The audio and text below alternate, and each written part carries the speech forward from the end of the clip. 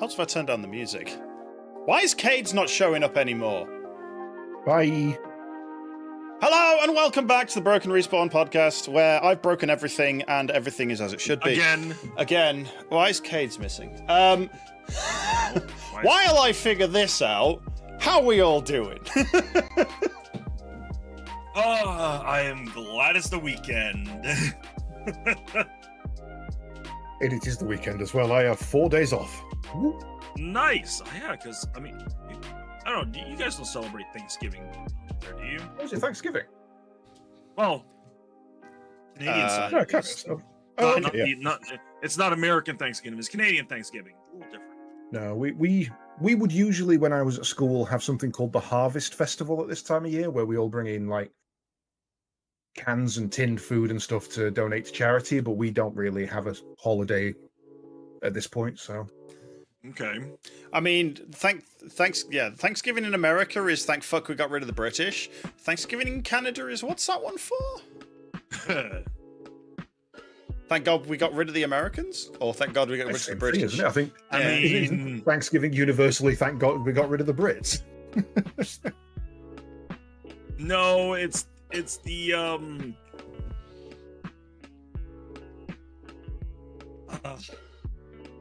I don't know exactly. It's a holiday we celebrate. We probably shouldn't. Oh, is it one of the Canadians are the nice guys, honest, fingers crossed holidays? Sure. Yeah. Okay, right.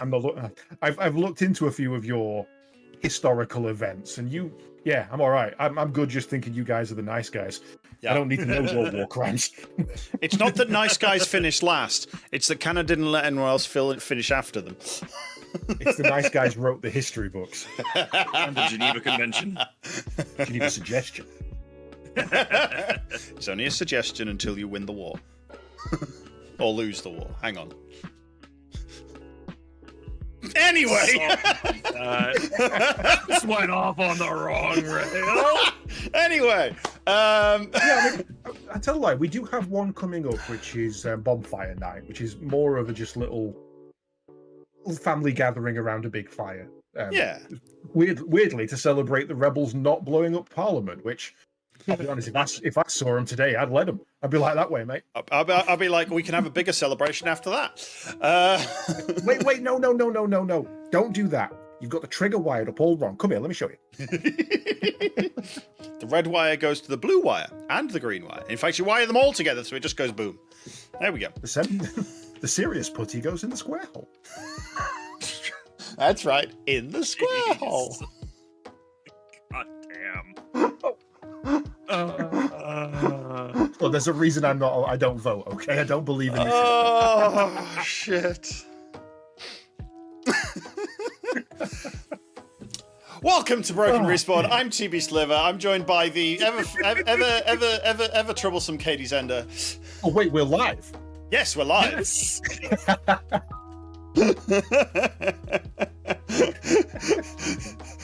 And the one that manages to escape from half of our insanity half the time, because he's on the other side of a pond, Sarin.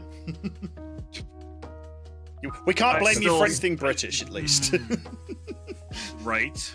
He's far enough away to escape the infection of the brain cell. No, I'm not.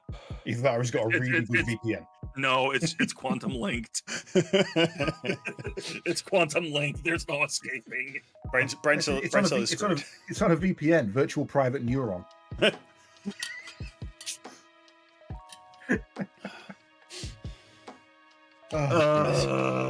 Or a VPN-T, very probably not there. Yeah, that's true. Oh dear. So, what have we been up to? It's been. I've been anxiously waiting Star Citizen. Like, they just released the whole panels that are going to be for the day, for the 2 days, and there's a couple of them that intrigue me. Yeah. So there's that, but I'm also laughing at the fact of everybody in the PTU test right now, because somewhere in the economy system, a decimal got moved 3 places over, and a fully in order to refuel a reclaimer, which Sliver knows what that is. one of the biggest ships. Okay. Was 5 million credits. Tasty money. Use it while you can. And it probably wouldn't make that much in a trip. Well, depends. Me, Sarge, and Jet would be able to make that much in a trip. But then we wouldn't be getting anything. Yeah. You'd make that much and then buy a refuel. Why are we refueling? I know the game has been 10 years in alpha, but you know what? There are other games that are being released today that are still shittier than the alpha of Star Citizen.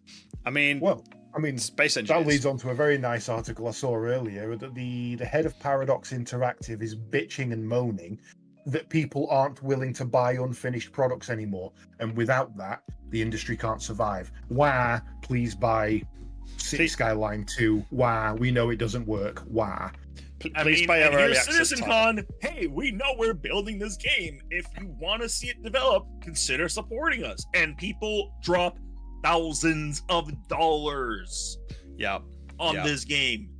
Okay, I understand 10 years of development, but look at its progress. I mean, the thing is, it's not 10 years of development. It's 10 years of announced development. They didn't start work on it at the start of the Kickstarter. Yeah, they'll have done little bits here and there, but all companies have got drafts and design bibles and project timelines in place before they ever start receiving funding.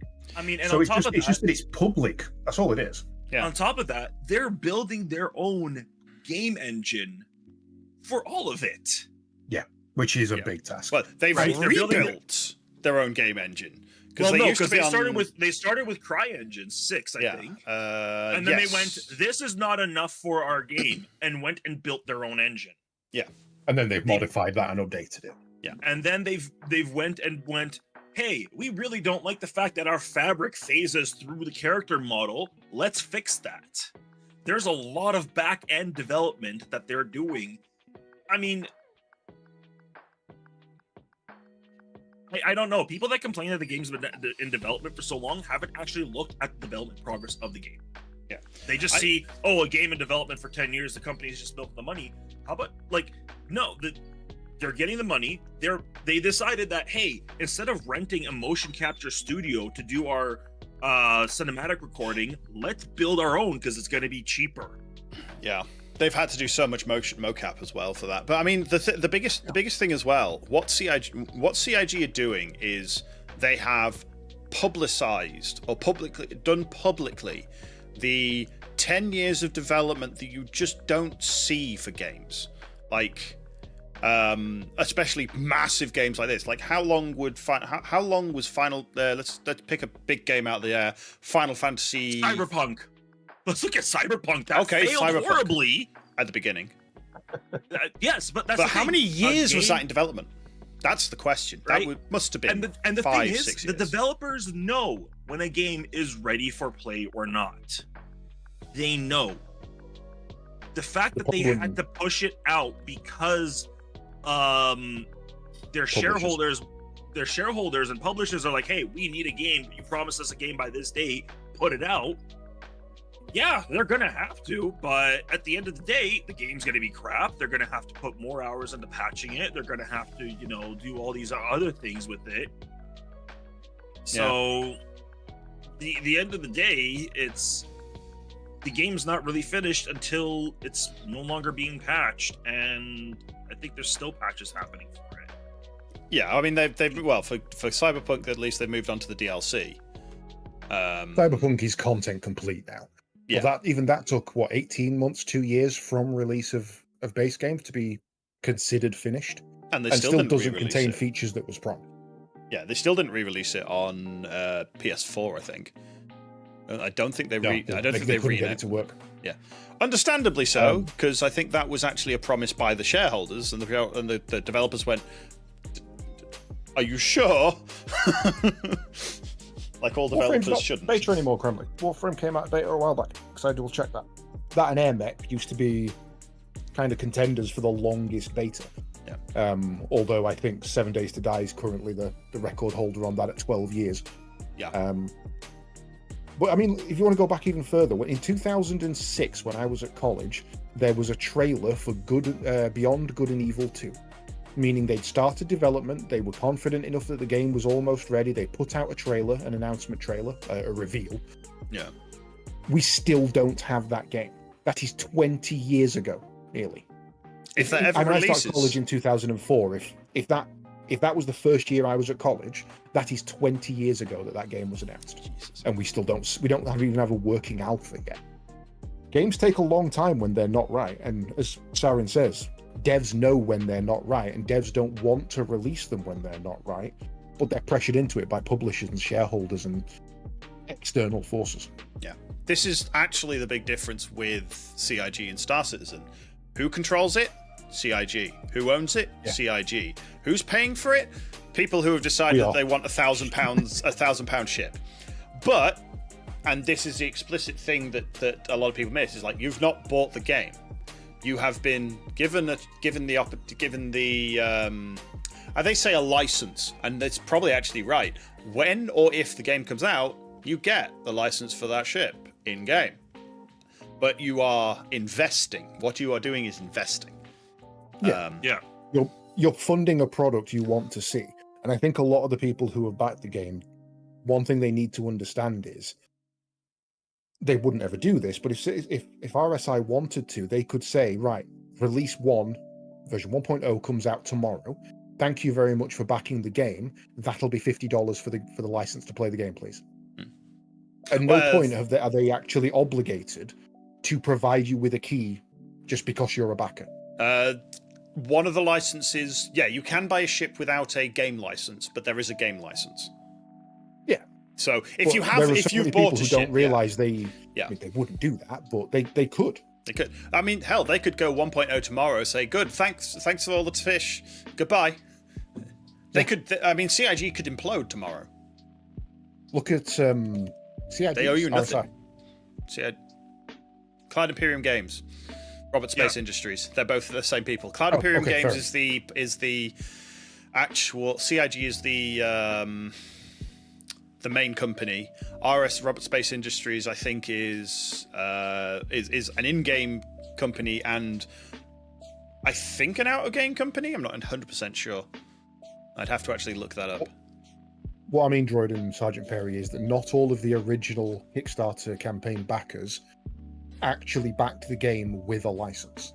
They were given one as a courtesy a lot of the time, but there's no legal precedent saying that they have to give you a license just because you've been a backer and an alpha tester. Again, they wouldn't. They would not be stupid enough to do that. And nobody except Paradox would be stupid. Nobody except Paradox and Ubisoft. Nobody except Paradox, Ubisoft, EA. And those are all big companies that are controlled by shareholders and, and publishers. I mean, at the end of the day, Chris Roberts like, this is going to be my masterpiece. Let's get it done right. Yeah. I just quickly looked it up. CIG is the development house, is the game studio, and RSI, Robert Space Industries, is the marketing and distribution arm of them. So there's Cloud Imperium Games Corp, which is the umbrella corporation that has RSI underneath it, so on and so forth. Yeah, it's crazy. I mean, it is the most funded game of all time and will continue to be so for a long time. This is basically the 1999 Titanic movie of it. It will always be remembered as the game that broke that threshold. But yeah, it looks good. It looks phenomenal. I will play it eventually, but I'm not willing to play it until it's ready to be played. And I don't care if that's 10 years from now. Yeah, and that's fine. That's the thing, right? Like it's one of those things where it's like it's not for everybody to test right now, but for those that are willing to, Yeah, I mean, I've put all the money I want to put into it. I have enjoyed every hour I've put into it, and I enjoy more time, especially when they bring out new stuff that's fun. I'm kind of looking forward to. They just mentioned that 4.0. That I think 4.0 is just going to Evocati, which is their well trusted, very early access, the elite testers that volunteer for this. I can't hear the word Evocati without laughing because I can't take it serious as a business objective. because my friend used to be the raid leader of the Warcraft guild Evocati. And it was one of the biggest clusterfucks of a guild you've ever seen in your life. And it fell I wonder if he apart started because it.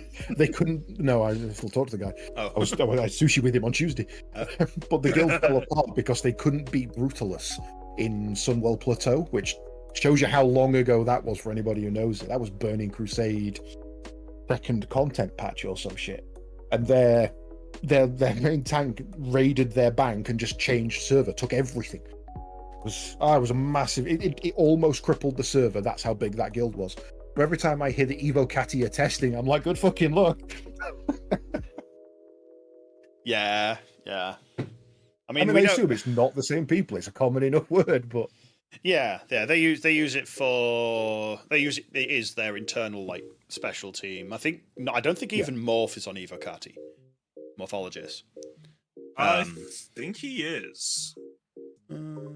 I mean, I wouldn't be surprised if he is. I mean, but the thing is, Evocati is one of those things. It's like what you see in it, you can't talk about it. It's behind an NDA. So he is actually in that because I remember him saying about it. But I think he doesn't go in it often. Like he has it because he is just like one of the top tier streamers and has like obviously a fair amount of stuff in there and a lot of time. But he doesn't do it as often for the sheer fact of he's a content creator, and if you are signing NDAs and you really can't even show the stuff even after it's out, it's not worth his time apart from to just dick around in it a bit.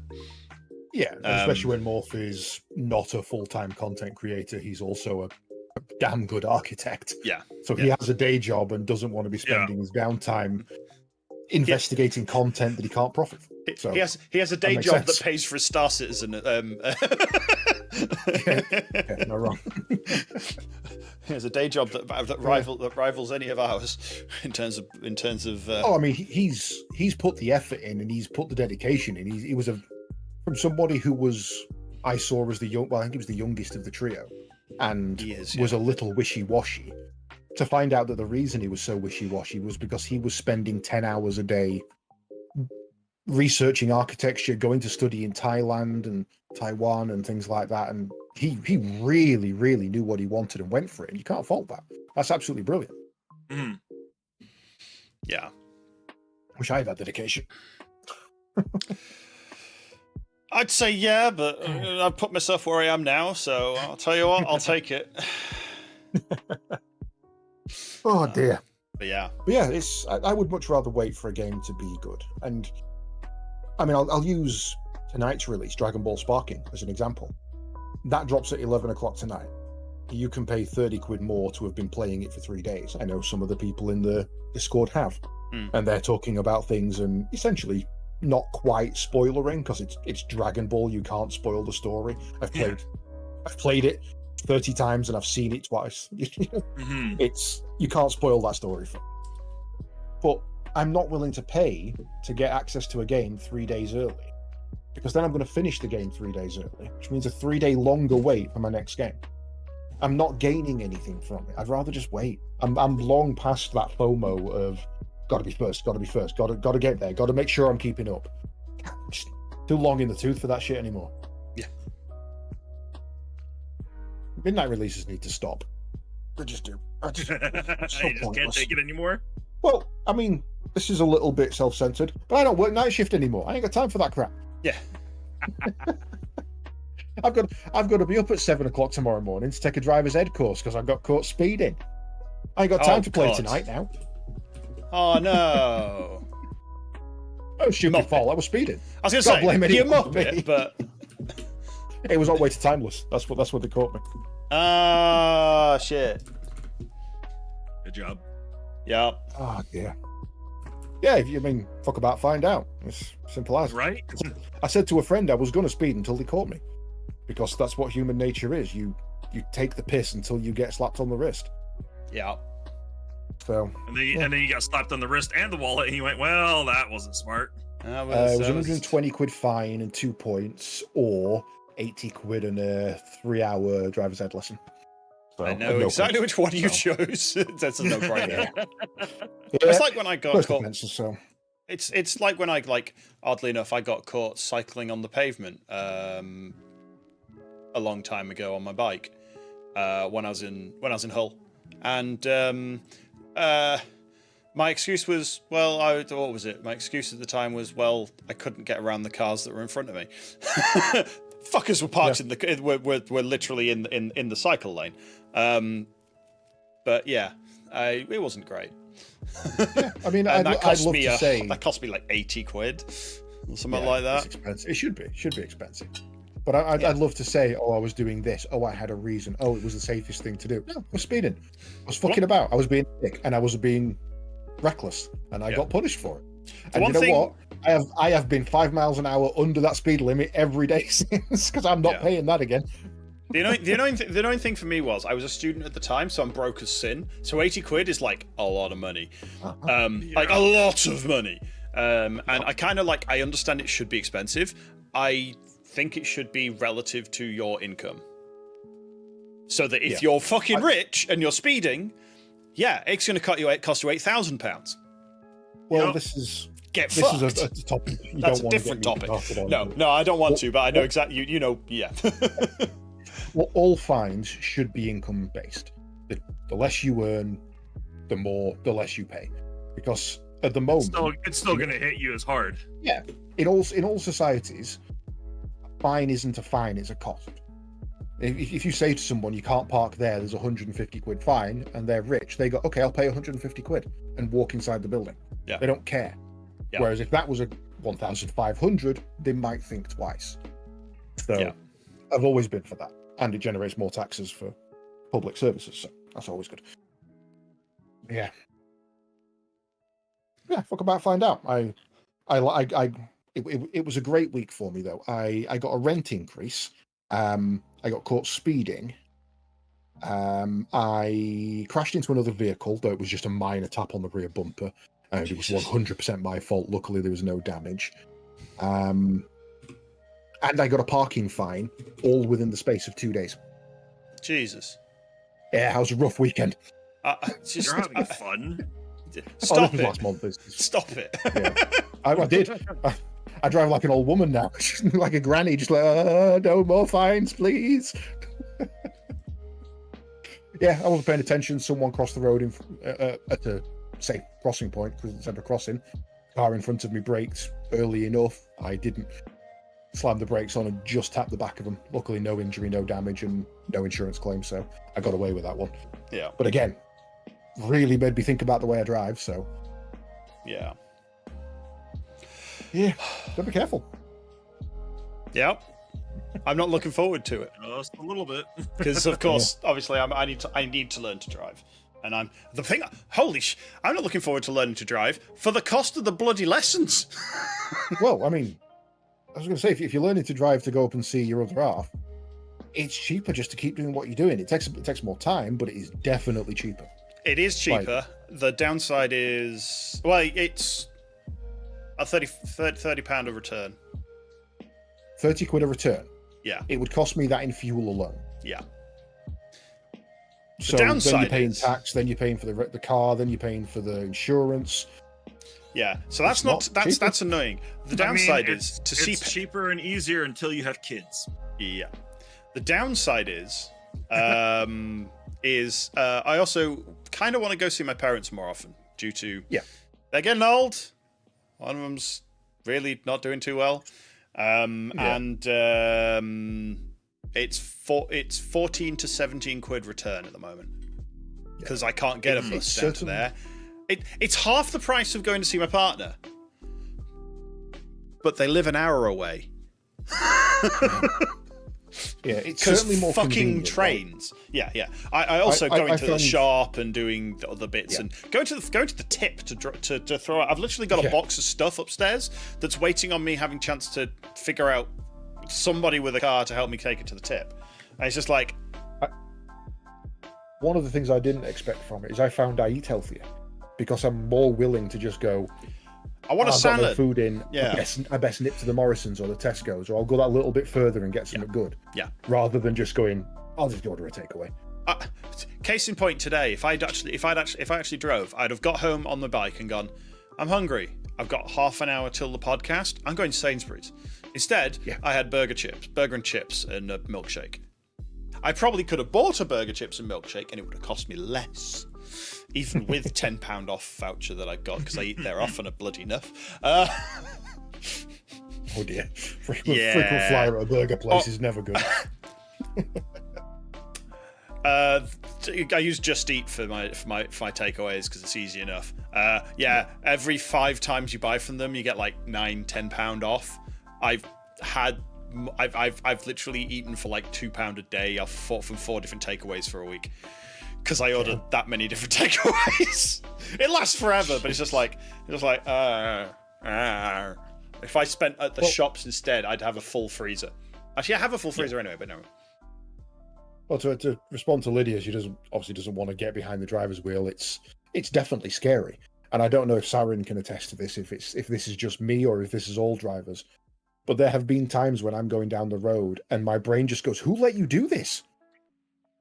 Why are you? How are you driving? Which idiot are you here? Who gave me this 1 ton brick? Which cousin of yours did you pay to get your license?" That is literally the question I ask. When I see people driving down a road, which cousin did you pay to get your license? Yeah.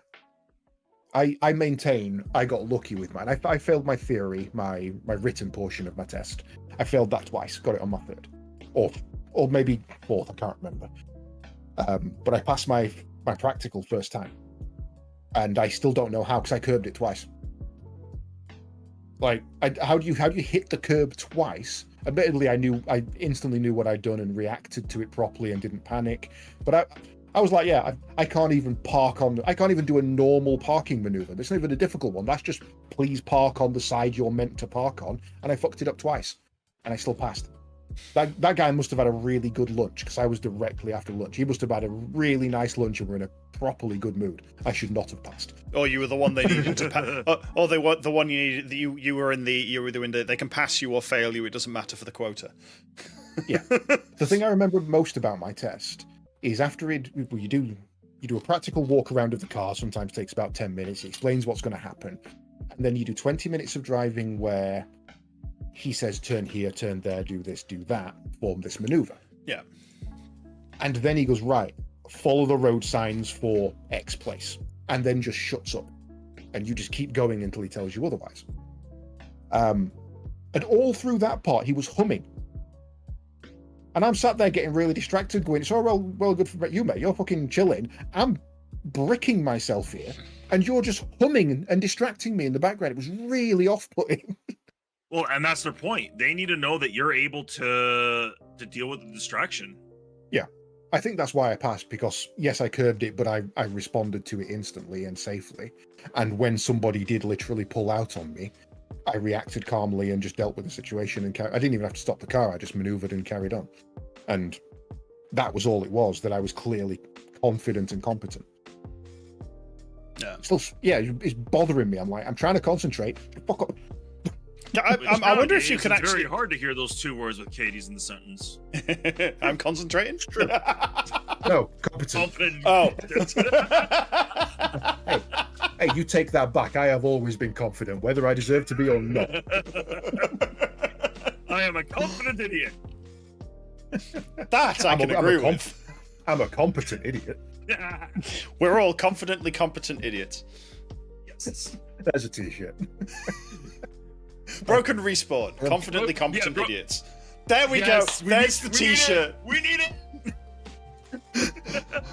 Off to the printing presses. Go. Oh dear. Right. So, obviously, at Sliver, you've not had much chance other than Satisfactory, but what have we been playing? What have we been up to? Was Raven's Watch? Raven's Watch? Raven's Watch was last weekend. Yeah, that was last weekend. No, it wasn't. Was it weekend? I can't even bloody remember. It was after the last podcast. Last played September 28th. Oh, yeah, it was. It was the day after. Yeah, it was next day. Yeah. Raven's Watch. Speaking of games that we waited for release, actually. I was actually going to segue into it that way, but that's also works. Yeah, because I think... me and Caedes... Who else played it on thing? Kremlik played it on I've not been able to. You've not been able to get a hold of it yet. But I think we played it when it first came out in early access, and me and Caedes went, that was a brilliant, like, 6 hours or something like that we played. And we both went, cool, uninstall. We're not touching it until it comes out. And I'm so glad we did. I'm so glad we did. Like, I need to go back and play more of it. I've just not had a chance given everything else going on, but yeah. when we first played, it was 6 characters, it's now 8. It was 1 level with relatively random spawns on it, and 1 boss. Now it's 8 characters, completely procedurally generated levels, 3 different biomes, that then takes you into a final boss rush super boss. And we haven't made it that far yet. Nope. Okay. Yeah, and it's really a fun game. Multiplayer roguelike. I think almost Hades-like in terms of gameplay feel. Yeah, Okay. it takes the Diablo ARPG and dials the gameplay speed up a little bit to make it much more fluid. Really, really works for it, to be fair. Yeah. Yeah, and then there's characters do make a difference. Yeah, there's a metagame leveling thing where you unlock extra powers and stuff that you can then choose in a roguelike or a roguelike-ish fashion, or roguelike, more of a Dota-ish fashion. Roguelite-ish fashion. Sorry, yeah. Yeah. It's got permanent progression, therefore it's a light. Yeah, sorry, yeah, I get the right. I always get those wrong way around. Yeah, it's a weird thing for you. Do you know in Mandarin, if you say the word roguelite, rogu in Chinese in Mandarin is roughly meat, as in pastries and pate and things like that, and light is roughly pigeon. So if you translate it from, because they still call it a roguelite, but to them it's pronounced meat pigeon. And I just find that fascinating. I call them all meat pigeons now. And if you go through Steam reviews of any roguelite and translate the Mandarin back into English, you'll find them all talking about meat pigeons, and it's so confusing. I wonder if one of the tags that's just not very common on roguelikes is meat pigeon. We should do that. Roguelike meat pigeon on Steam, and just see how long it takes someone like PC Gamer to pick up on that or something. Yeah, I love that. It's just it's one of those little quirks of language that pops up every now and again, and you're just like, huh, yeah, no, I like that. Yeah, entertaining. I like it. I wouldn't eat meat pigeon. Just pigeon. I mean, all pigeons are meat. I mean, yes. Unless you believe that they're government drones. They're not. Given how stupid, given how stupid some of them are, it's believable. I worked with a guy who genuinely that was his conspiracy theory. Birds don't exist. They're all government spy drones. Everyone. I'm like, even the one I owned as a pet that got mauled by a cat and sprayed blood everywhere. He's like, yeah. Okay, so in 1989, I had a robotic AI budgie. So, yeah. Yes. Yes, right, you did. Sure. Oh, no, there's an idea, Reed. I'm borrowing that. I'm sorry. I'm borrowing that. Copy, paste. Yeah, exactly, Sarge. That's how we get their GPS signal. It's not the satellites. The birds. Is that why I sometimes lose signal? A cat got there. Yeah, exactly. When you don't have cell service, the cat got the bird. Dear. It's why cell service is so bad in the middle of cities, because there's so many fucking birds. That explains why they don't want solar farms that's been roasting the pigeons. Yes. Been overcooking the process. We fixed it. Now, I did hear a hot take on this a while back, which was, we all think people who believe in conspiracy theories are clearly nuts. But what's more nuts is that some people don't believe in any of them. Some people don't believe in any conspiracy theories. They just think the government's out there telling us the whole truth 100% of the time, never lies to us. And that is the most insane thought I've ever seen. It's like, no, I don't believe in any. Oh, I see what you mean. It's like, they're definitely up to something, and they're definitely not telling us something. But I don't think it's pigeon spy drones. No, I believe there certainly are some vague variations of that. Yeah, whether it's a tracking device on the bird, but I believe birds exist. I've eaten them for a start. So. Yeah. I mean, honestly, how many people have noticed a drone flying past? But a literal quadcopter drone. You don't notice it unless you actually manage to hear it. Surprisingly quiet, those things at even 20, 30 feet. And the and the range that you can get. How many people have a 5x optical zoom on their phone? I know I do. And Jesus fucking Christ, is that that high zoom? I can scan a QR code on a wall from the other side of the room, and I was just like, I can't be asked to get up to get the Wi-Fi password. I mean, what we were. It worked. When we were at La Plan, we were 1,800 feet for the chalet, and I zoomed in, didn't I? 26 for that top of that place we were. Not the tall one at 32, but you zoomed all the way in and could see the chalet. So even not taking into account the horizontal distance, you were 1,200 feet above. Yeah. Where the cabin was, and you could nearly read the license plate on the car. 1,000 meters above. Yeah, meters, and horizontal and diagonally off as well. Yeah, I could just about read the number. I could see that there was a number plate on the car. I couldn't read it. Tech's got insane, man. It's great. I love it. Yeah. Anyone that's got a camera on the back of their phone that's got more than one lens, you've probably got a 1x, which is the standard one. If you've got two, you've probably got a 1x and a wide angle. Do you have a wide angle, so a 0.5? And if you've got three, you've probably got a 1x, a 0.5, and a 5. And if you've got four, you're a greedy bastard and should put one back. If you got four, just go buy a camera at that point. Jesus Christ. Yeah, what if you've got 5? You should get that looked at. Oh no, that's a flash. That's a flash. Yeah, it's a flash. Yeah. He says checking his quickly. And if you got a temperature sensor, you paid too much for it. Yeah, I've got a temperature sensor on the back of mine. It's kind of dumb. Oh, and if you've got an iPhone. Hey! Don't laugh at my partner. I'll say what I say every time. iPhones are fine. Are you telling me that your partner is still using an iPhone? iPhones are fine if you buy into the infrastructure. If you buy into the ecosystem and you've got an Apple Mac and a tablet and a phone, they all integrate brilliantly.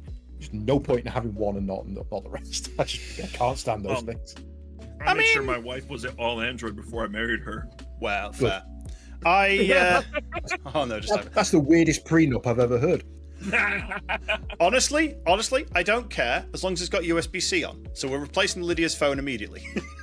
That's true. It's got fucking lightning on. I don't care if it's an iPhone, but if it's got USB-C, like as soon as they come out with those, actually, I think upgrades are planned. But it's honestly, I'm technical enough to handle an Android device. My mum has an Android phone. Quite frankly, I wish she had an iPhone because it's simpler and it just fucking works. No. The problem is with iPhones, and this comes from someone who used to have to repair them and maintain them over the phone remotely. Yeah. The problem is that they work perfectly until they don't. An Android, you can see a problem coming, you can intercept it, you can deal with it, you can uninstall stuff, you can reinstall stuff. An iPhone is working, will never work again. There is just a hard cut-off of this is now broken because of the way you've used it, and that's out of warranty. Good luck. I hate them. I hate them so much. Yeah. No, yeah. Batteries dying is just phones. That's not an iPhone trait. I hate my battery. The one thing I will definitely say for it though is the bonus iPhones have over Android, especially with I find with older relatives and stuff like that, is an iPhone is an iPhone, and it'll work if you've got one that's up to 3 years old. It will work as you expect and work fine and be fast enough. If you buy an Android device, brand new, and it's not an absolute like a flagship Samsung or a Google phone or one or like a decent model, good luck. Good luck is all I'll say. Especially if you go to like Samsung and you get one of like the cheaper low end models. Like, yes, it works slowly. It's not amazing. Like I've had flagship Google phones for the last 4 generations, and they last like my last one lasted 4 phones before I replaced it. 4 phone years, 4 phone generations, and it's been great. But my dad's replaced his phone twice.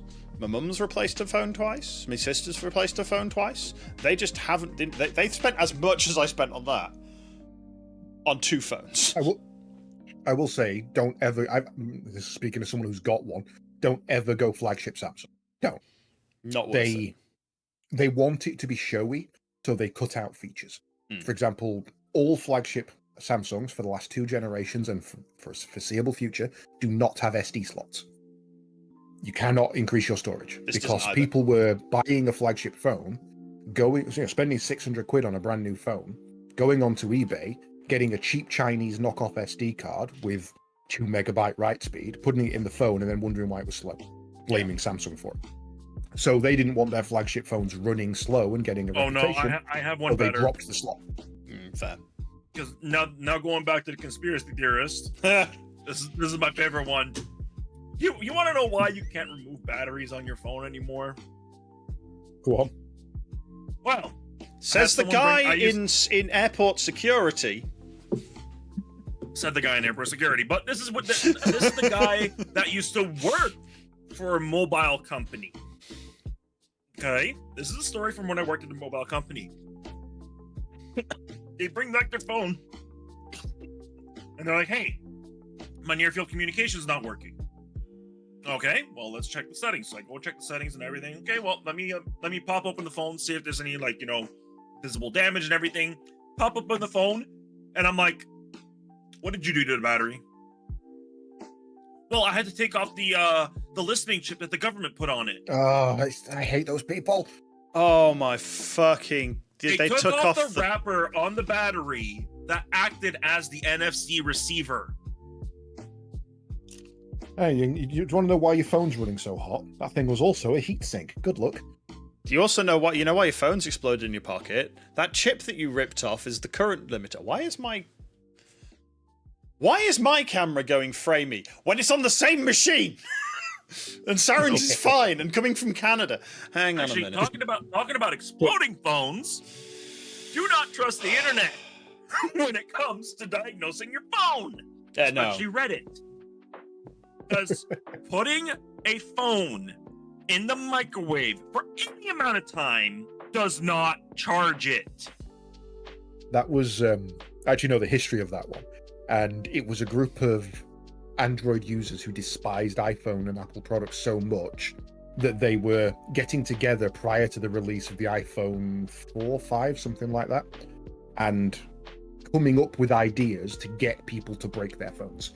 And they put out a huge bit of documentation, posters, that they spent so much time on that. It was impressive. But here's the thing. It was an Android phone that came into my shop with electric arc marks on either end of the phone. No, I've not been anywhere near a microwave. Okay, then why have you been running 2,000 fucking watts through the bastard? No, she told me straight up that her idiot boyfriend put it in the microwave because he read online it would charge it. I'm like, oh dear God. Dump his ass, just run away. If he's that dumb. This is one that bothers me, right? The whole putting to any technology, doesn't have to be phones, putting it in rice and then expecting it to work. Because okay, fair enough. Sometimes it will work. Sometimes, but you have to know why it's working. It's not a catch-all. It will not work on everything. The reason being that the rice is supposed to absorb the moisture. Especially in modern phones, that's a sealed unit. The rice ain't getting anywhere near the moisture. No. But all you need to do is not turn the phone on, because what kills the phone and the motherboard is the electricity arcing across the water and bridging 2 bits that aren't supposed to be bridged. That's what kills the phone. So as long as you dry it out on a radiator, in a decent air fryer will do it these days, though I wouldn't recommend that. It will work. Rice is one of the most ineffective ways to do it. But the problem is that if the phone is already surged, nothing will fix it. And saying to me, well, I put it in rice, doesn't get you a free phone. No. That's just not how that works. Yeah, like the best. Actually, I think what was it? My dad dropped a. I think it was a digital SLR, a digital film camera. Dropped it in a river. Or a friend dropped it in a river while they were out, and the guy was like, "Oh crap!" Started shaking it out. So my dad took it off him, put it in a plastic bag, and scooped some more river water into it and sealed it. Like, it doesn't dry out until we control the dry out.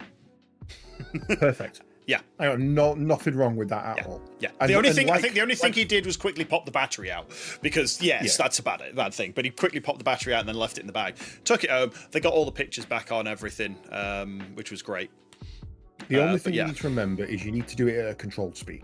You can't do it too slow, because that will cause, rust and degradation. Yeah. And you can't do it too quick, because that will leave extra sediment essentially behind, and, materials. And those sediment and materials themselves could cause a electrical bridge.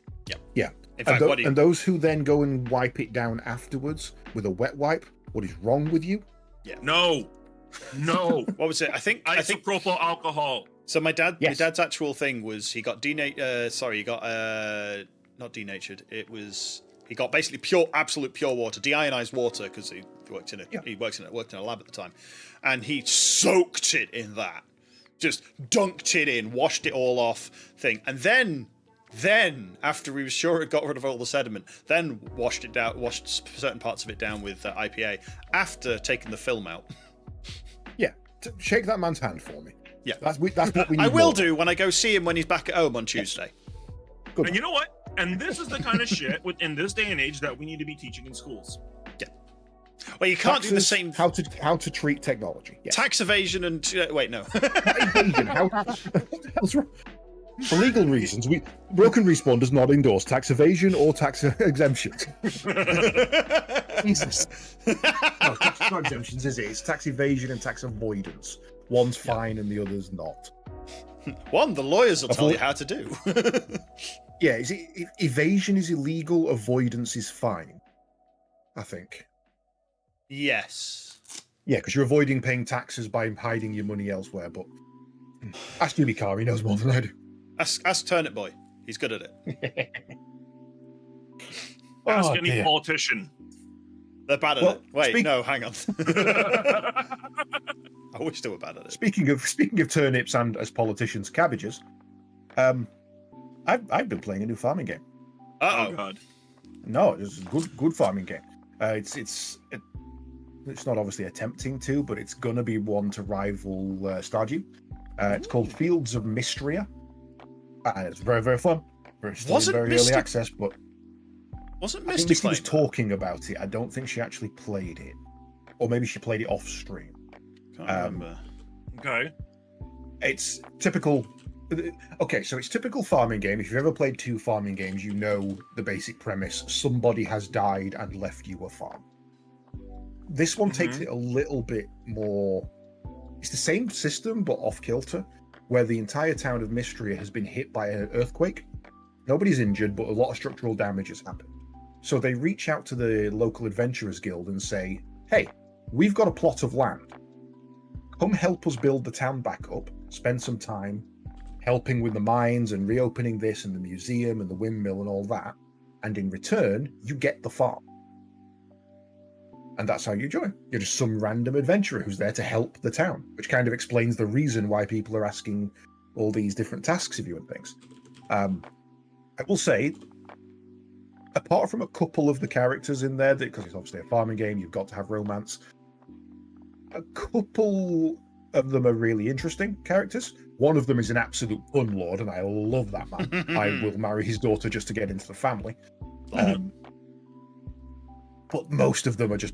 You remember Ed, and Eddie, that character Plank? Yes. Most of them are just 2D at the moment. They definitely need to work on that side of things. But yeah, as farming games go, it's got a lot of promise. And if you're into that kind of thing, eventually you'll be able to date a dragon. Not for me, but it's there. I think I can hear someone running over to their wallet right now.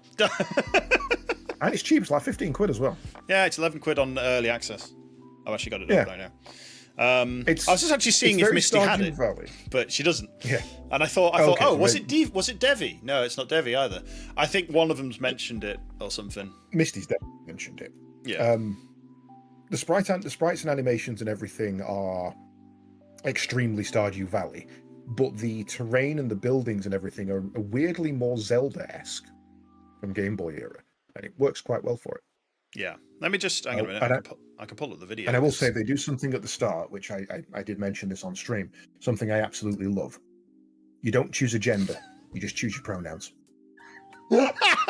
Sorry, I just realised what I did on stream. Behold, the latest horse armor from Diablo 4. Oh. Interesting. Yes. Anyway, as we were. But yeah, so what does Pornhub have to do with it? They've changed their logo. Yep. I wasn't expecting that kind of horse. I was told they were called Blue Movies, not Pink Movies. But yeah, so you don't pick your gender, you pick your pronouns, which means at any point during the game you can change those pronouns, change your outfit, and go under a different identity. I broke him. He's dead. He's dead. He's keeled over. I haven't seen him this keeled over since the 2 streams incident. Oh my god.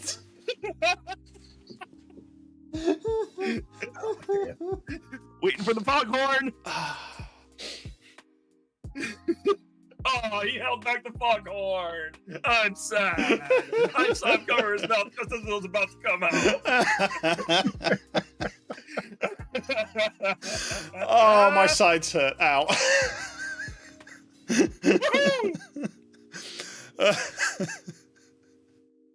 It's okay, Lydia. Lady Sarin will take you in lovingly. Score 1, Sarin. Game, set, and match. Yeah, if you're into your farming games, I can't give it any more endorsement than I have a friend who's very, very fussy about every game he plays, to the point where he will always find something to nitpick. And the reason I picked this one up, having so much to play, is that he'd been playing it for 30 hours and had not complained about it once. Not a damn thing. I was like, I need to check this game out. I really need to check this out. So yeah, if you're into your farming games, I cannot recommend it enough. It's been so good. Still early access. Most of the story isn't in yet, but very good. That's actually good praise as well. If someone who's very picky about games hasn't found anything to pick about in 30 hours in an early access title. Yep. I mean, like me, he does say that the characters are a little bit 2D. The ones that are fleshed out are very nicely fleshed out. And I did make him squee with excitement as well when I asked him if he'd gifted the dog that's in the town anything. She can make friends with the dog and the chicken. Dozy and Henrietta respectively, and Henrietta is one of my favorite characters in any game ever. She's absolutely brilliant. But I asked him if he'd actually gifted the dog anything yet. He's like, no, you know what? I never thought to gift the dog anything. What would a dog like? And I'm like, go give him a stick. Right now, just go chop a piece of wood and give the dog a stick. He's like, oh my god, I never thought of that. Ran straight to the doggo with a stick. You know, I'm not one for farming games. I normally leave it to Caedes because that's one of your bags. And I kind of like the art style. Yeah, I like it's it. Not quite Zelda, not quite Pokemon. It's not quite Harvest Moon. I think they've taken more inspiration from Stardew than they have Harvest Moon, to be fair. Even taking into account the old Game Boy games and everything. I don't see graphically a lot similar to Harvest Moon, but I see a lot mechanically similar to Harvest Moon. But Harvest Moon and Stardew Valley are really the only farming games I've ever had bothered trying properly. And anybody who's listening and you're on the fence about it, you will have played Stardew Valley. You know how Pierre's closed on Wednesdays because he's a fucking prick? No shop is ever closed. All shops have a sale board, and you can walk up to it at any time of day, take an item, leave the money on the counter, and walk away. No shops are ever closed. Pierre can go suck a big fat bad dragon and get on with his day, because I hate that man. I hate him so much. Wednesdays of all days. You're not a mining town. Get up. That comment with the conversation we just had. Oh, don't think that hasn't been brought up. Okay. Don't think that hasn't been brought up. Damn it! Now I'm tempted by the game. Interesting. The dragon's called Caldera because he's hot. Nice. Interesting question. Controller support. Yes, controller support 100% integrated already. Shit. Where's me ROG? It's a single player game. I might just buy it and put it on the ROG for the weekend. I always think about stuff like this because every time it says controller support, my brain goes, I could hook up a dance mat. Oh, God. Oh, brilliantly bad idea. I love it. This is not a lie. This is genuinely. I was bored one weekend and I made it through the back half of Final Fantasy VII on a dance mat. Nice. Flying the high wind is interesting.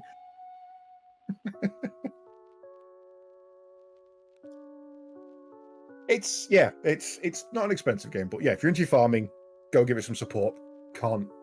I cannot recommend it enough. It's so good. And while we're waiting for Haunted Chocolatier, it means you don't have to go back and play Stardew for the 17th time.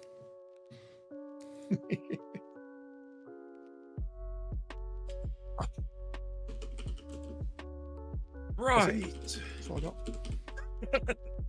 That's all he wrote. I've had my little geek out about my favourite genre of cozy games. Oh, and no fishing mini game. Ha!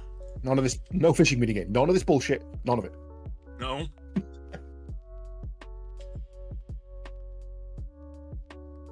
So I guess the biggest question. Sorry? I said, what have you been up to? Honestly, playing Star Wars Outlaws, which I'm still enjoying, regardless of what all the online reviews say. Like, I'm still enjoying Star Wars Outlaws. I'm enjoying the side quests. I'm enjoying the story of it, the interaction with all the characters. Even the fact that they have the characters speaking Huttese. Not everything is common. Okay. Right? So you have literally characters that are speaking to you in Huttese, and I'm like, you know what? I'm okay with that. Every time you say Huttese, my brain follows with light. Aziz! Light! That's Aziz, not Huttese. I know, but my brain's broken, so. Lydia's gonna kill me. I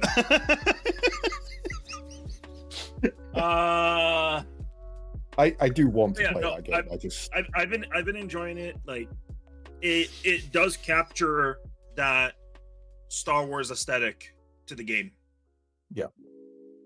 Right? So it does kind of bring you into that world. And I mean, between that, I've been just playing Star Citizen because, again, I understand the game is in development. I understand there are bugs. I understand how things are broken. I learned how to work around them and how to fix the certain things to the point where I'm helping other people in the different chat groups go, hey, my game's not launching. Okay, we'll do this. Yeah. You're enjoying the side of that. I will definitely say I enjoyed this game so much more when I upgraded my CPU, so I could actually play it at a frame rate above Potato. Like, holy crap! I mean, Star Citizen is a different beast on a decent frame rate. Like, I've enjoyed it to the point where I bought myself the Far Simulator control board and use it as a control board for my ship. Yeah, it's got a nice number of switches. That's actually a really good use. That's actually a really good idea. Yeah, genuine question. How much was that? I got it off a guy on Facebook, so it wasn't that much. That's really nice. Yeah. He was getting rid of it, so it was about $100 cheaper than I could buy it anywhere else. All the colored switches macro, or the predefined? So actually, what I had to do is I had to download Joystick Gremlin. Are you using Gremlin? Okay. Yeah, I'm using Gremlin because it doesn't natively work with Star Citizen. Yeah, that's understandable. But by using Joystick Gremlin, I then macro in the key buttons that I want, and it works, and it works great. I'm now actually using this because a lot of the keys on my flight sticks are dying because I don't have... I only need one button on it. Go faster.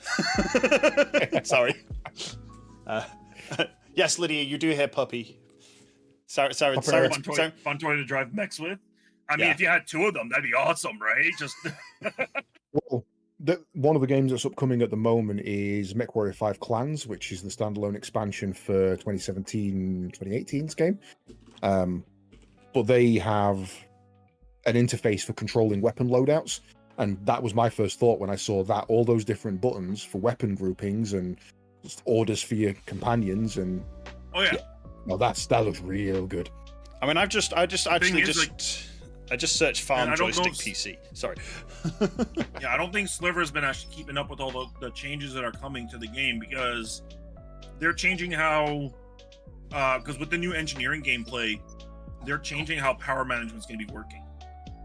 Right. You're going to have a certain amount of power pips available to allocate to your different systems. Okay. Think the Star Trek VR game that I played. I was going to go Star Trek Bridge Commander, the old one. Yeah. Similar to that. It's all right. Just put the link in back channel. I just saw how much that equipment panel is. It's not actually as much as I thought it was going to be. It's not. No, honestly, it's not that expensive. I mean, considering right? how I want to get VKB flight sticks, this was a good temporary solution because of my current flight sticks are dying.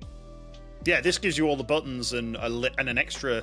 Is it an actual joystick on the front? It actually it's a two functioning. It's got 2 different axes. So the gray button on it changes the axis type that it reads, and you could basically, what people have been doing is they've been binding their mouse button to it and using it for mining. Just so people can see what we're talking about. There's the image. I mean, it's SciTech for a start, so that's a reliable piece of kit. I've never had I've had one SciTech piece of equipment fall apart. It's not SciTech anymore. I have the LG variant. Right. Okay. If it's LG, I'm not buying it because that shit does fall apart. No, it's the same framework and everything. It's just LG bought out all the SciTech product. Oh, I was taking the piss. I've got an LG. Logitech. I've got loads of LG. Okay. Yeah. Yeah. My first thought when I saw that was, when we used to play SnowRunners and you've got all the cranes and everything. Yeah. Yep. There's your interface right there. Yup. That is literally a crane interface with all axis and gimbal mount. Logitech, not LG. I did assume. Logitech. I've literally just bought another 402 mouse for working with. I've got a 402 mouse at home, G something or other keyboard. I've got the headset. Most of my peripherals are Logitech. Yeah. I mean, there was back in the day when me and you were looking at racing wheels, Caedes, and you just went and got your wheel G29, isn't it, or G290? It's the G920 PlayStation variant. I can't remember which. The G29 then is the PlayStation one. The G920 is the Xbox version, which doesn't have as many buttons for some reason. Yeah, and it's prone to snapping in places as well. Slightly different manufacturing. And that's the one that when I bought it came free with the headset, which is a brilliant headset unless you want to use the microphone, which is the shittest microphone I've ever had. Yeah. I will definitely say for headsets, I've been loving this one. The Steel Series. Steel Series, you can't fault. Steel Series line is brilliant. Arctis Nova 1X. Sorry, actually look at the box. I love this. Oh, you went Nova? Yeah. But I wanted one where the microphone is not noticeable, because do I look like I'm using it right now? But when I'm travel, I just take it with me, and then I've got a microphone that plugs into my rug, and it's fine. I mean, that's the same thing with mine. I've got a microphone up here as well, but it folds right into the headset. Yeah. Ditto. There you go. You want to know what the thing I love about mine, and I don't know if this is the same as your Sliver, or I'm assuming this is not specific to the SteelSeries Arctis. On my left ear cup, I can control what audio comes through, whether it's game audio or vocal, so I can change the balance of that on my headset. On the left side, I've got actual master audio. And on the wireless receiver, there's an aux in and an aux out. Meaning that I can have my work computer feeding audio out to that, and then the audio that then feeds from the headset into my speaker system. So the second I turn off my headset, my speakers turn on automatically, and vice versa. I have a little bit. I've got hardwired, so I don't have wireless on this because I couldn't afford them at the time. All I've got is main volume and mic mute. Yeah. But I wanted the wireless ones that had the multi output stuff. Yeah. I would struggle to lose this feature if I had to replace these. Yeah. I still have the top tier ones on my wish list. They're 300 quid. Yeah. Weirdly, I was looking at them because I thought they'd discounted and discontinued the Steel series, and I saw one in Curry's when I was in there on Tuesday.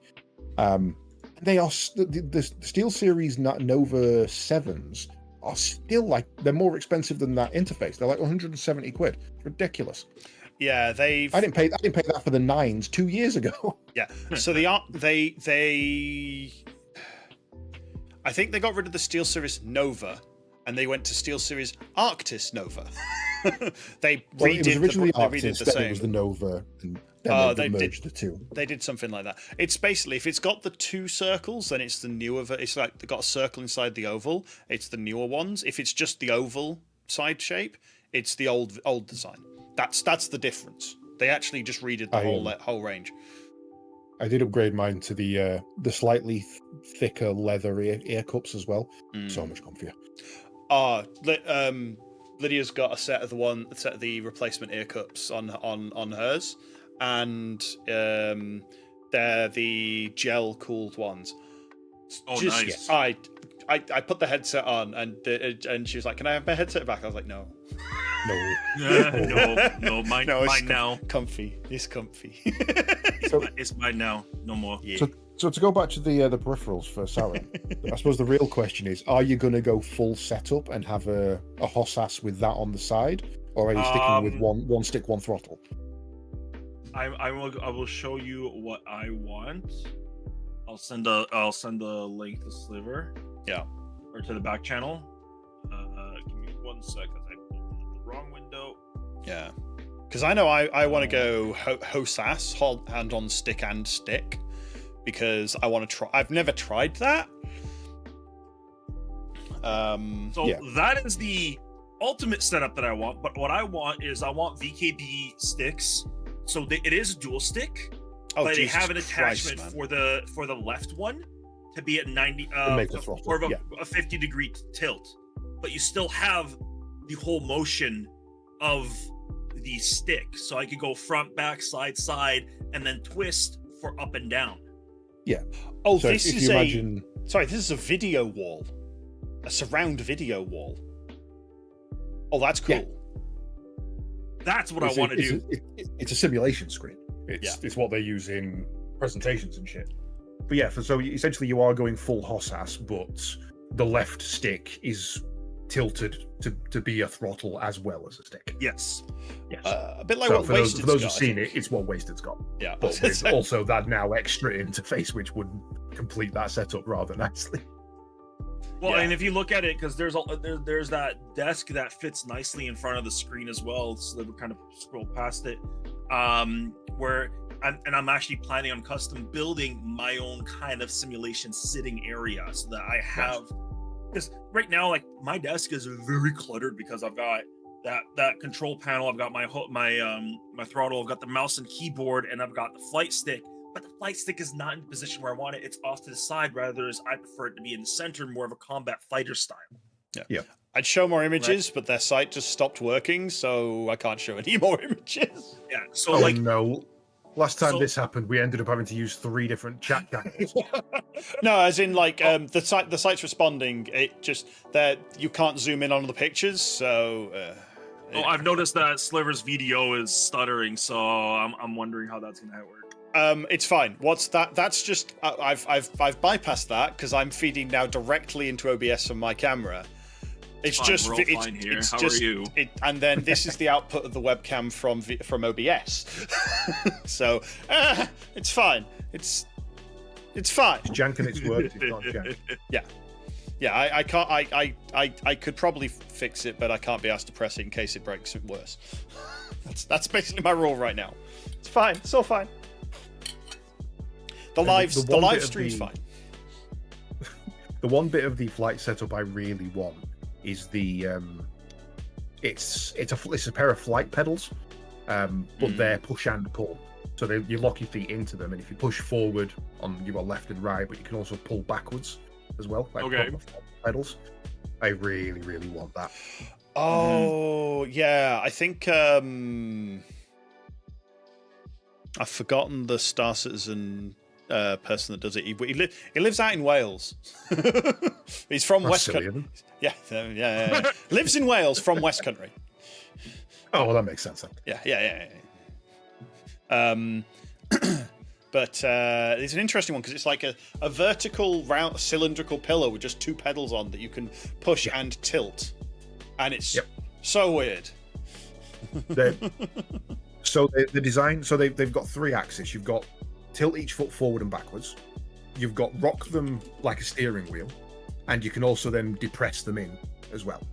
And for anybody who's ever watched any Gundam anime ever, that is one of the best ways to control, visually anyway, control thrusters for feet and things like that, because you're engaging your legs while keeping your hands free for flight throttles and maneuvering jets and things like that. You've got a 3D printer, haven't you, Caedes? I've got 2, but whether I can get them working or not at the moment, because they've not been used in a year, is another question. I've just found a 3D printed version of those. There you go. Have a link. I mean, as much as I would say, yeah, go for the 3D printed version, the amount of pressure you're going to be putting on that, you need to be making it in some really strong plastic. Yeah, this is a. Yeah, you're not going to use FPP for that. No. Well, no, that's. But I was looking at it going, you know what? The fact that they've done that is kind of interesting because metal 3D printing exists. Yeah, but at that point, it's probably just cheaper to buy it. Yeah, lathing your own metal is just not worth it. Yeah. And I do know a guy with a lathe, to be fair. So. I've got access to a lathe somewhere. I'm trying to find the actual pedals. Oh, look, Verpal's sight's down. For fuck's sake, Verpal. I don't think Verpal's sight's down. I think you're just down. No, Verpal. Oh, there you go. It's working now. No, their sight was just down temporarily. Was it the Verpal pedals that you were talking about? No, I've got to find them yet. Let me have a look, see if I can find the name. Yeah, you know exactly which ones I was talking about. Yeah, because they're the Verpals that you can turn side to side, you can tilt the feet in. It's basically rudder pedals that you're looking for. Yeah, but they have different styles for them. Yeah, it's the metal ones with the lock over the toes. Wasn't those ones in particular that I was looking at? I'm just going to say it's the Thrustmaster TPR pedals. There we go. Would try and avoid Thrustmaster. They're one of the ones that have been around for so long that they don't really try and innovate so much anymore. These aren't the budget ones. These are the full metal insane ones. They're actually their top level. One of the cons on this site, the only con to them on this site is you have to survive with only one kidney. Yes. Oh Jesus! They're 450 quid on VKBT rudders is the ones similar to the ones I was looking at. VKBT rudders. VKBT rudder. Not the kind that I was looking at. The ones I'm just going to throw the link in back channel because it's on Amazon. Actually, no, I can open the image. Open image in your tab. So there we go, and I could do that. So those. God damn it! Pressed the wrong button. PLA certainly can handle more pressure than you would think, but I'm fat and aggressive. Yeah, those are the ones I'm thinking of. Yeah, those are good. Yeah, those don't have the rotation axis though. They just have the pressure and the push. They do have the rotation axis. It doesn't look like it. The gimbal, the mounting for the silver bit is in the part that would rotate. So rotate on what axis? On the X or Y? I can never work out which. You've got push X left X or is right. Flat, Y is up and down. And you've got so twist. Essentially you can tilt your feet to push each individual pedal. Yeah. You can push your feet to move the pedals. Yeah. But if you push the right and pull the left, the entire frame should also rotate. And I can pretty much guarantee that won't, because if you did, the pedals would rotate as well and wouldn't stay straight with your feet. So I can pretty much guarantee that doesn't have the third axis. Not 100% sure, to be honest. Yeah. Okay. Maybe that one doesn't. But I've seen. It might be these ones I've seen, or it's another set that are very like it. I thought they were. So you know how honest, a tractor has the axis that can move itself, but then the wheels on the end of the axis also can tilt. That's how they maintain straight in a field. Yeah. You should be able to do that with proper flight rudder, and that doesn't. Maybe it does, but it doesn't look like it has that capability. Yeah, I might be that's the first one I've seen though with the central pillar. The problem is I can't find the person I've watched on Twitch that does it. It's that wouldn't fit under my desk. That's just too tall. Yeah, no, that is the downside. I have a footrest I'd have to remove, and it's too much effort. Yeah, that's see, my flight pedals are my footrest. Yeah. Well, see, I love this desk. I've had it for maybe 15 years, and it's coming to the end of its life. And honestly, I don't think I'm ever going to be able to find a desk that fits my needs as well as this, to the point where I'm just going to, when it breaks, stencil out another one and build it myself. Because I am never, ever going to find a desk that's under 500 quid that does this job. Ever.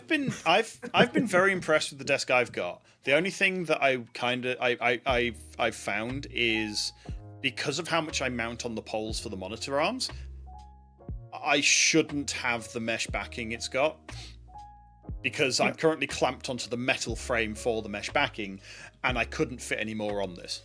This desk is full. Anyone that's seen this in person will, or seen pictures of it, will understand what I mean by full. Sounds like you need to build a metal bracket up and over another metal frame. I've got one monitor already up that's above the camera, and I'm planning to put a second monitor on the left-hand side when I get one small enough. Yeah, this is the problem. Like I've got 3 monitors plus a gimbal mount, plus an arm-mounted touch interface monitor, 2 laptops, an XLR, a PlayStation 2, and a KB switch, 2 keyboards and mouse, 2 proper computers, and a thin client, all on this desk. As well as a subwoofer and 3 speakers. The other 2 are behind me, obviously. A 2-bay hot swap dock for old HDDs, and a USB disk drive, all on this desk. It is a fucking beast. Yeah. And it was those Thrustmaster TPR pedals that I found the guy that I watched that had it. Moist Noodle of a name as a name. Actually, that's one of the bigger Star Citizen streamers. Yeah. Okay. I used to watch him for a bit. Makes sense why he's got it then.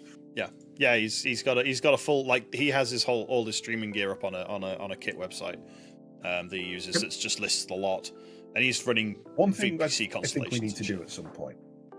When was the last time you played Elite Dangerous, Sarin? Why before right after the round patch. Okay, so before Horizons then. Right after Horizons. Like right after Horizons released, I played it because honestly I enjoyed Elite Dangerous in VR. I loved it. Okay, like that game in VR, I would spend hours in it doing fuck all because of the VR aspect. When Horizons came out and I got out of my ship and it went into a virtual screen, I went, fuck it. I too played VR on Horizons. I got in a buggy. I went 2 feet on the planet and nearly threw up. It's the only time I've ever had motion sickness in VR, and it was Elite Dangerous that it straight nearly killed me. I've never had motion sickness, but I was really upset with how they handled VR. Like, I don't know if they've changed it since, but yeah, I was really upset with how they handled VR in that game. I think a cool stream idea, with it being so long and Star Citizen now being so prevalent, and let's face it, basically better. I think a good stream would be you going back and playing that and trying to get all your interface working as part of the stream. It'd be frustrating for you, but I reckon that'd be entertaining to watch. You just going, well, what do you mean it doesn't have this? And how have they still not got this yet? To show that just because the game's complete doesn't mean it's any good. That'd be I genuinely would be an interesting stream. I'll definitely say I don't want to touch Elite Dangerous again, because I got so bored of it when I realized how little gameplay there is. Yeah, and that's the other thing with Elite Dangerous is, like, What do you mean this is it? I mean, I can either shoot idiots in mediocre combat. There is things to do, but it takes a long time to get to that point. You basically have to create your own gameplay. Yes. Yeah. It's a sand universe rather than a sandbox. It's here's your game, here's the basics. Now go do what you want. Oh, and we got some politics on the side here, and you can unlock these things if you want. But you have to be a hardcore player in order to unlock. Yep. So if you want to, you got to spend at least 8 hours a day for a month to be able to unlock it. But we're gonna change up, things in between, and just throw wrenches at you. I remember because I played it with a few people. I mean, I got a couple people playing it, and when Griff played it, oh man, he got a ship. He got the ship he wanted. All right, cool. I got the ship. He couldn't leave the system with the ship because it didn't have a strong enough jump drive, and you couldn't buy the jump drive in that system to upgrade it. I had to sell my Type 9 Heavy to downgrade back to my old Type 7 for that reason, because I didn't have the fuel capacity to get to the nearest star to be able to refuel to get to the next one. It just wasn't enough. But I kind of agree that all the fun I had in that I made myself, and the reason I stopped playing was because I was playing solo most of the time. And I'll be honest, I was a slave trader. I ran out to the far reaches, I picked up a couple of 100 tons worth of slaves, and then came back into the Empire and stealthed my way in. I made a fucking fortune on that crap. But I very quickly realized that if I get interdicted and I get dropped out of warp, the easiest thing to do was throttle down and let it happen. Set shields to full power, full reverse, and then book it out. Because if I resisted it, it was a fighter. It was always going to get me. I'm driving a space bus. It was always going to get me. So if I fought against it, it overloaded my engines. Whereas if I just dropped out and then hit afterburners, I could be out of range before they'd even got through my shields and back into warp. Meaning that no enemy was a threat. So at that point, I'm just a taxi service for slaves at that point. Yeah. I'm just Paul Muad'Dib. I mean, there's no point in playing. I think I was like, I want that like the ship I wanted was that because it looked cool. The one that looked a bit like a stealth fighter, very triangular thing. Ironically, looks it might have been looks a bit like the Nomad these days in Star Citizen. Yeah. I wanted that one because it looked kind of cool. It had a good few bits on that, and I can't remember if I ever got to it. But I wanted it for like some particular thing, and then I tried some of the gameplay of that bit with a different ship, and I was like, "This sucks." I was like, "Okay, maybe I want to go do mining." So I went and joined Griff for some mining stuff, so I could just try it out. And I was like, "Cool, this is it." Yeah, you're mining. Congratulations. You're shooting lasers at rocks. Now anyway. You're shooting lasers at rocks, and it's very boring. I mean, mining did get better with the cracking of the rocks. We have to and the capital ships. Yeah, it did get better in Elite Dangerous, but honestly, mining in Star Citizen is just so much better. Yeah, there's so much. Ironically, there's so much more to do, even in the ship-based mining, that it's. Yeah. I mean, and once they release the what's the name of that ship? I mentioned it the other day and I completely forgot. Yeah. There's that large mining vessel where it's basically you gather the material and you refine it on board. Arastra? Yes, the Arastra. Thanks, Perry. You made me look cool there for a second.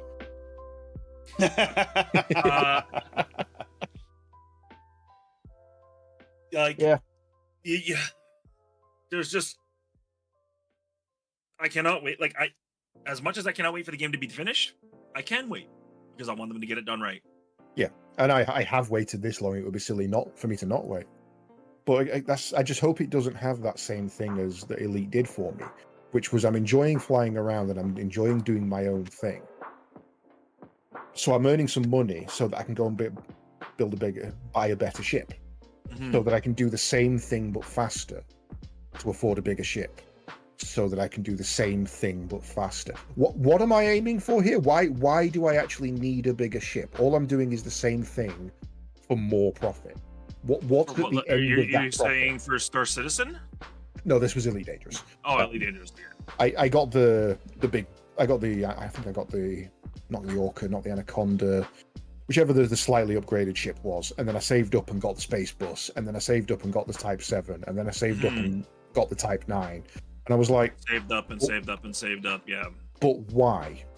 What's the point? And then I think in the end I went and bought an Anaconda just so I had something to fight in, and that's where I sank all my money to and got myself into a position where I was like, I now can't do either effectively because I can't afford to run these two ships. And it was basically I'm buying a bigger boat to buy a bigger boat to buy a bigger boat. What's the end game? If the end game is just bigger boat, I've done it. Yeah, I'm here. I mean, you see, like the most I can say about it is people making their own gameplay. Is groups like the Fuel Rats. Yeah.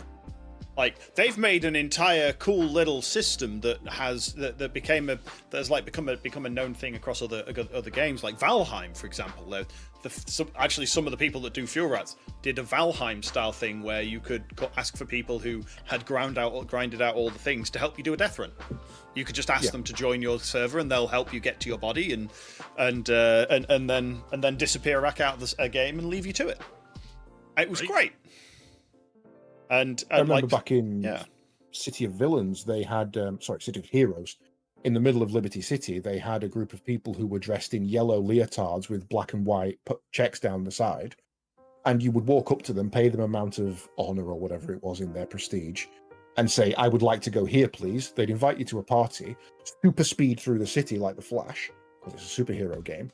Get to wherever it was you were, summon friend, teleport you over, take the other half of the cash, and zip back again. They just ran a taxi service. Yep. That was it. They were a superhero taxi service. It was fucking brilliant. Yep. The number and they of use it as a chat engine. They were just talking to people and using it as a Discord server, essentially. Yeah.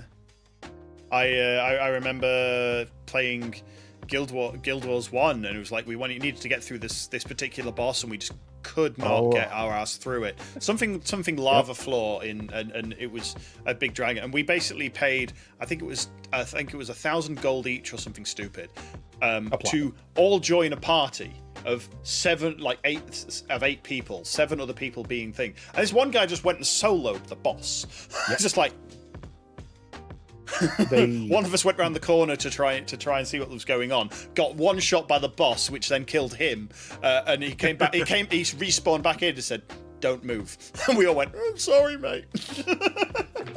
Yeah, the one I remember from Guild Wars 1 was, I think, about halfway through the story, you're in a snowy place and you get to a fort, and you're supposed to go up and round, go all the way like anti-clockwise around the top of the continent to get to another story point below. Yes. And all the area, but you could go directly from the fort down to the beach or whatever it was.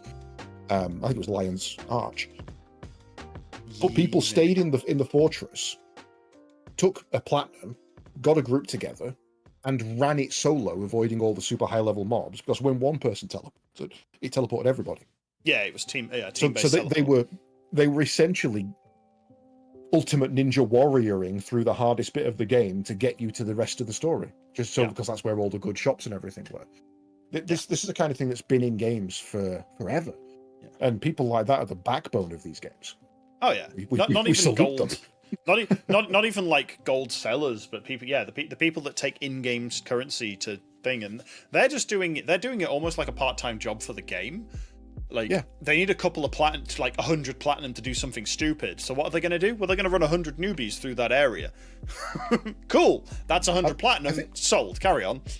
I think a lot of the time it is. I mean, I've seen people in Final Fantasy do this. There's a lass on our server, a person on our server, called Louise Green something, and she's got a green dress and a huge glowing green scythe, and she sits in the middle of the forest town, Gridania, and she's always in the same place.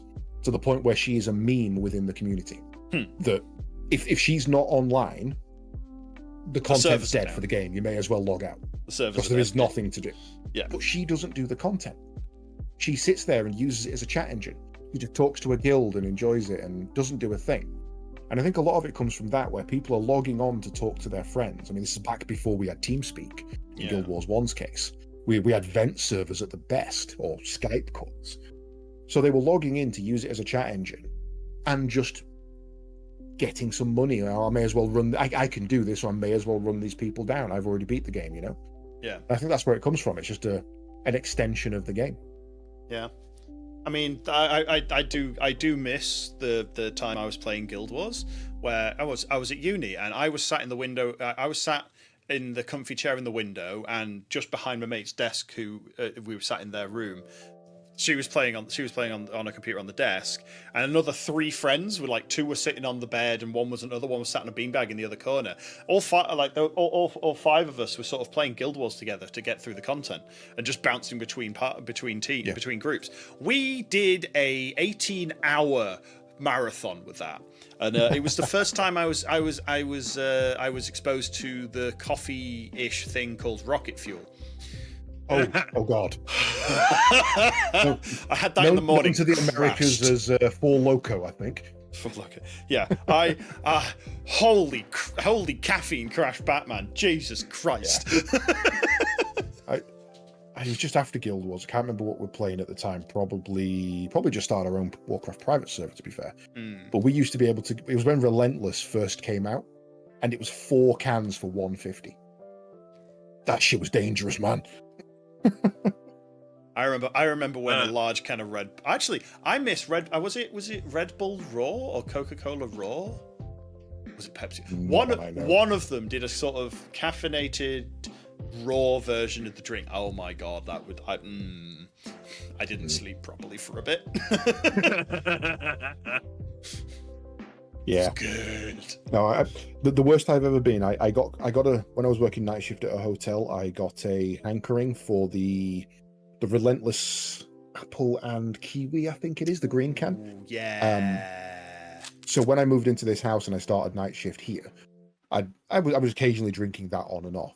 But I thought what I'll do is I'll buy a 24 crate, and I'll just use it for rotating from day shift to night shift. Nice and easy, 1 can every now and again. But the problem was it was so tasty I was drinking it like pop. And genuinely, I don't know if there's a clip of it anywhere, but in the middle of a stream I just stopped and went, I cannot see out of my right eye.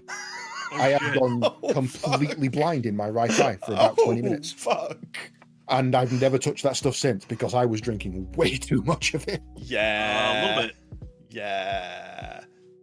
Yeah, so tasty. I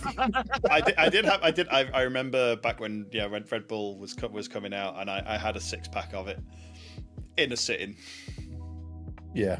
And I was sat there playing some game, and like and my housemate came in and said, "Are you feeling alright?" I was like, "I'm fine. It's hanging from the roof, but he's fine." To answer a question from chat a minute ago, Kremlik, talk to me after. It's on the cards. It has been for a while, and I've been looking for an excuse. Yep. Yeah.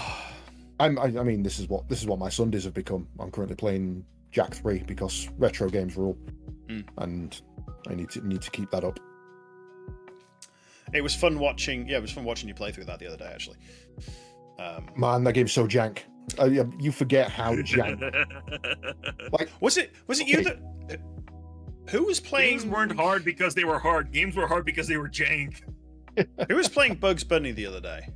That was me. That was you. Yeah. Okay. Fine. Bugs Bunny and Taz Time Busters, and on the list of others to play, and I'm determined to get Lydia to join me on this one. Is the sequel to it, Bugs Bunny and Taz Time Busters?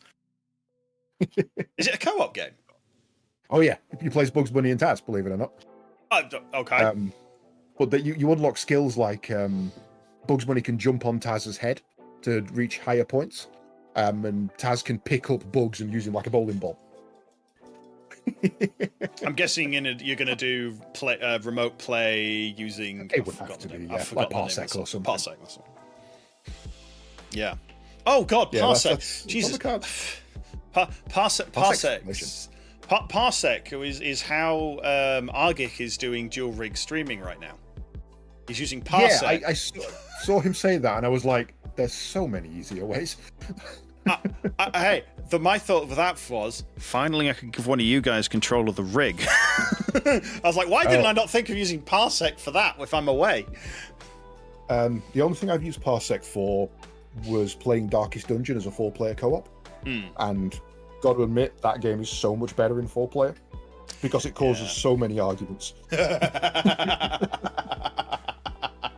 Why did you do that? I didn't realize it was already bleeding. Oh my god. Yeah, so fun. Oh dear. Yeah, perfect.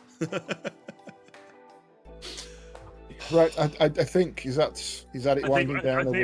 I think we're done. I think that just naturally complained ended. about everything we wanted to complain. Yeah. One last thing then. Do we we should do this at end of every 2 weeks. What games are we looking forward to? What's coming up on your list? Satisfactory. On my list? Wait a minute. Actually, Satisfactory co-op with you guys is on my list of things I'm looking forward to. That's fair. Okay. That's fair. I'm right.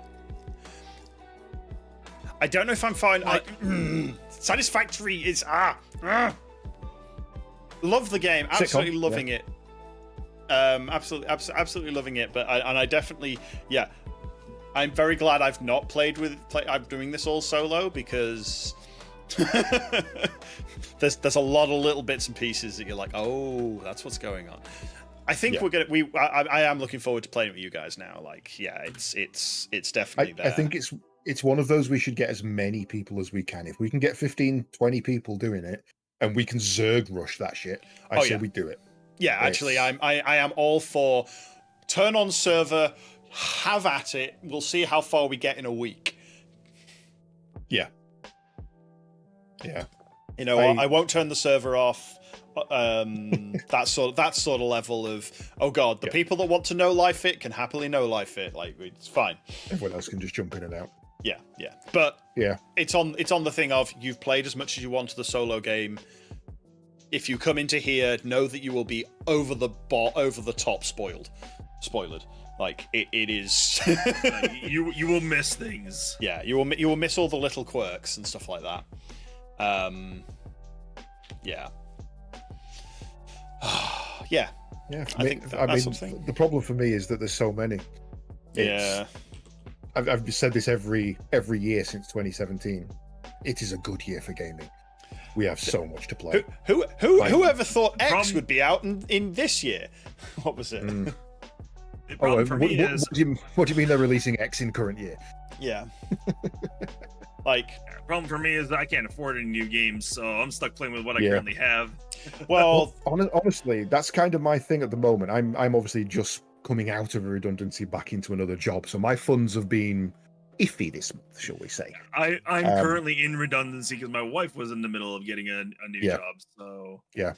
But there is more than enough if you buy 1 or 2 games to be getting on with. Like, I think it was Rain earlier this morning messaged me and said, here's a couple of things I'm waiting for, including animes and things. And he listed season 2 of Shangri-La Frontier, Mech Warriors Clans, Netflix's Gundam Requiem for Vengeance. So that's his month sorted with just those 3 things. Yeah. For me, add on to that the Transformers movie and Dragon Ball Z today and Metaphor tomorrow. We've got Next Fest starting on the 14th. Oh, God. No More Room in Hell on the 22nd. Windblown on the 24th. Sonic X Shadow Generations on the 25th. Venom Last Dance on the 27th. Dragon Age Veilguard on the 30th. I gotta say, that one clip of Venom rocking out at the sound booth. Oh man, that was beautiful. I need to see that now. I need to see that. Oh no. I have been to see every single one of the Venom movies at the cinema, and this will be no different. I am really looking forward to The Last Dance. Nice. Yeah, I'm just looking through the releases coming up in the next couple of weeks, and I'm just like, I'm looking at the small games that are coming in, and some of them look into like Bioid. That looks silly. No, I don't know either. It comes out this week. In fact, it comes out today. Oh, never mind. Other than Dragon Ball, which is dropping at 11 o'clock tonight, so in like 2 hours, and I can't play because I've got to go get up early tomorrow. The one I'm looking forward to most is called Empire of the Ants, and it's an open world survival game where you play as a worker ant. You are a drone, based on a series of books by I believe a Russian artist. And it looks so good. The ray tracing looks gorgeous. the mechanics of finding. You've got to, you find food, you can mark it with pheromones, and then go back and tell the rest of the colony, and come back and get them, the swarm together, kind of thing. It looks so fun. It's going to melt my computer. I've just seen the game that is probably on my radar, even though I didn't actually know it was coming out anytime soon. In 2 weeks' time, Factorio Space Age. Yep. The first DLC for Factorio, official DLC. Uh-huh. Shit. Space Marine 2 update coming soon. Did you just say shit? Shit. Shape Hero got an announcement date as well, and it's the day before Empire of the Ants, which pissed me off. I'm playing both. Yeah. I mean, yeah. I'll definitely say from now until Christmas, I am booked. Yeah, I could quite happily just carry on with the games that I've got recently and be good till well into next year. Like, I need to finish Bakura with you, Sarin, at some point. When the world isn't trying to fucking screw both of us over. I've got Gory Cuddly Carnage to finish, which is an update as well, which is thing. I need to get back to Final Fantasy VIII at some point, and that's a long game to start with. What are you up to on that at the moment? I think I got packed. I think where I last left me, which was just about to meet the princess. She's in train. Timber. Yeah, just post train, just got out of the first train where you go back where you end up playing as somebody else for a little bit, and then I came out of that and woke up and the Galbadia train where you play as Laguna. Yes. Okay. Yeah, fair. You're about an hour into the I'm 5.3 hours in. 5.3 hours of gameplay, only an hour worth of story. Yeah, that's about right. Yeah, I was dicking around a lot, to be fair, which is fine. And that's like, yeah, just. Okay, so if you're there and you're 5 hours in, you're looking at 30 hours for that game minimum. Okay, that's not too bad then. That's not too bad. That actually feels about right for a good game.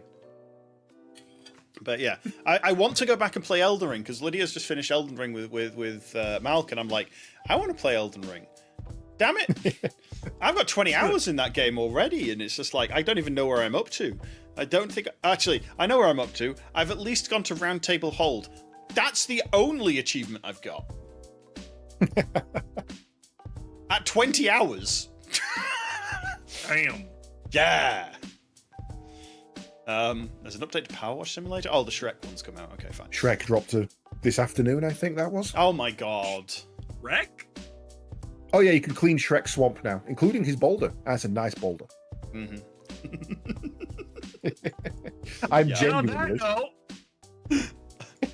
Well, I'm genuinely waiting for them to announce a Minions DLC because you know that's coming. Oh! The Minions DLC will be I will buy the second it arrives, and you can damn well guarantee I'm playing it on stream immediately. I mean, if there was a Star Wars one, you know what I mean? Yeah. Yeah, I'm surprised there isn't. I mean, there's a Final Fantasy and a Warhammer. The fact that you cannot clean an X-Wing is honestly a bit of a criminal offense. Especially they have the one, that got red fire from Dagobah Swamp. Yeah, Luke's X-Wing from the Dagobah Swamp. Yeah. Oh, you'd have it's the perfect setup. You'd have to do Yoda's house. Yeah. What there's a whole Dagobah little mini. Yeah. The levels would be Dagobah with the X-Wing in the house and R2-D2 because he got dirty. You'd have one from the sequel trilogy where it's the Millennium Falcon, but it's covered in dust from whatever planet Rey was on. And then you have one from the prequels. You have to be pod racing. Let's face it, you'd have to clean a pod racer. Oh yeah.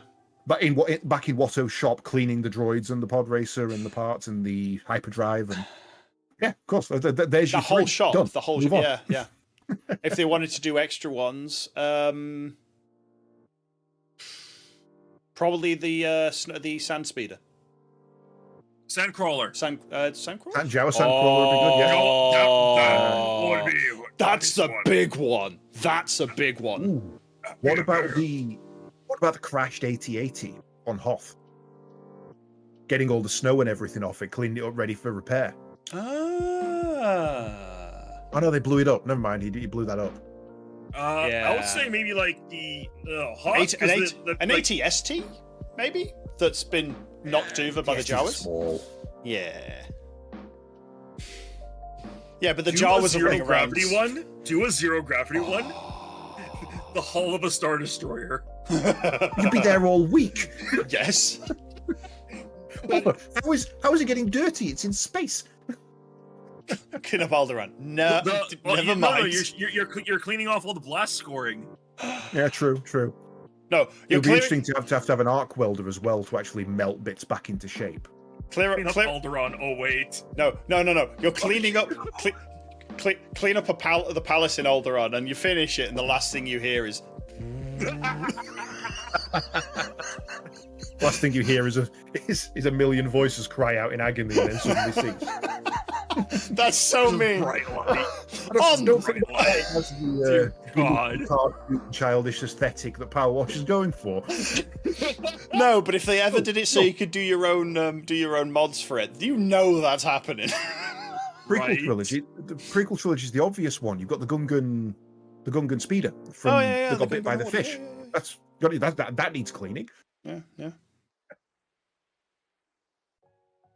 Right, but I gotta wrap it up. My dog's yelling at me, so. In that case, Sarin, give her a treat. You're up. That is it for me, ladies and gentlemen. I am SarinTal. I stream generally Thursdays when we're not doing this, and Fridays, either playing Star Wars or Star Citizen or some other variation of space games. As I am a full-time worker and dad, my streams are controlled by my family schedule. So you'll see me when you see me. Stay tuned to the Broken Respawn Discord for when I go live, and use the QR code to find out when I am able to stream any Beyblade events that I hold here in the great city of Edmonton. So without further ado, I'll see you guys tomorrow for some Star Citizen as we continue our hunt for the Halloween helmets. Caedes. I am CaedesEnder. I actually have a schedule now, and as is my wont, it is complicated as all hell. So I stream alternating Thursdays and Fridays, i.e. tomorrow being the Friday, next week being the Thursday.